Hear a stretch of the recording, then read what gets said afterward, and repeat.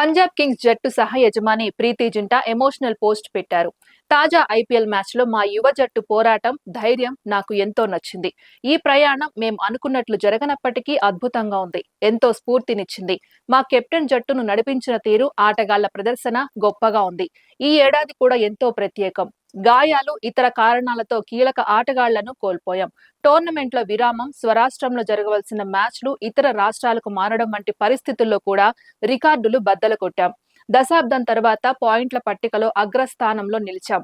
ఎంతో ఉత్సుకతతో నిండిన ఫైనల్లో చివరి వరకు పోరాడాం. మా వాళ్లు కప్పును ఇంటికి తీసుకువెళ్లకపోవచ్చు, కానీ వారు మా అందరి హృదయాలను గెలుచుకున్నారు. ఈ టోర్నమెంట్ అంతటా గొప్ప ప్రదర్శన చేసిన పంజాబ్ కింగ్స్ లోని ప్రతి క్రీడాకారుని చూసి గర్విస్తున్నా. ఈ సందర్భంగా మా బృందంలోని ప్రతి ఒక్కరికి ధన్యవాదాలు తెలియజేస్తున్నా అని ఇన్స్టాలో పోస్ట్ పెట్టారు. దీనిపై నెటిజన్లు స్పందించారు. ఈ పోస్ట్ చూస్తుంటే కళ్లల్లో నీళ్లు తిరుగుతున్నాయని, 2026 కోసం వేచి చూస్తున్నామంటూ కామెంట్లు పెట్టారు.